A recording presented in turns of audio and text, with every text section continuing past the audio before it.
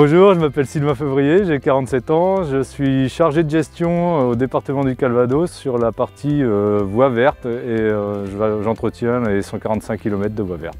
Bonjour, je m'appelle Élie Daguet et je suis responsable du service mobilité active au département du Calvados.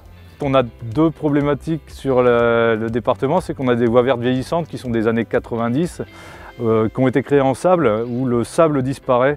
Et on a des zones d'inconfort, notamment au niveau du sable, de la terre qui ressort, une végétation qui s'implante et une disparition progressive de la voie.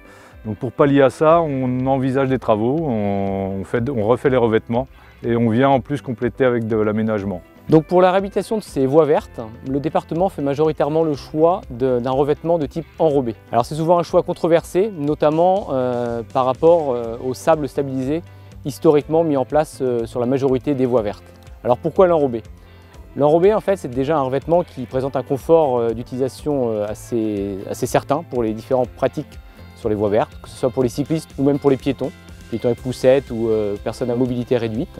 Et surtout en fait l'enrobé présente des caractéristiques très intéressantes en termes de durée de vie et donc du coup de bilan économique à long terme.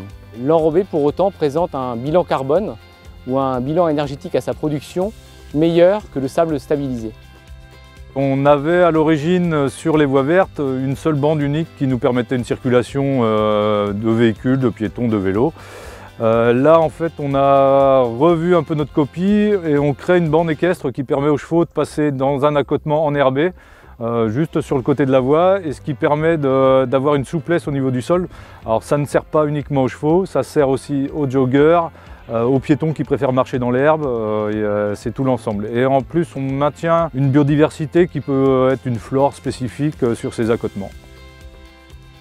Le département s'intéresse également à créer ou réhabiliter des aires de repos existantes le long de ces voies. Et en fait on réhabilite avec la création, la pose de tables de pique-nique, de bancs et éventuellement en lien avec les collectivités locales de toilettes ou même de sites, comme on pourra le voir, d'aires de jeu pour les enfants. Alors c'est vrai, lorsque l'on compare ces deux types de revêtements, type de revêtement sable ou enrobé, on peut tout à fait concéder qu'en termes d'intégration paysagère, le sable va être plus adapté en milieu rural ou plus champêtre. Pour accentuer cette intégration, le département fait le choix de mettre en place des revêtements dits à coloration différée. Et ce qui fait qu'au bout de quelques années, ils se patinent et deviennent un peu rougissants ou blanchissants.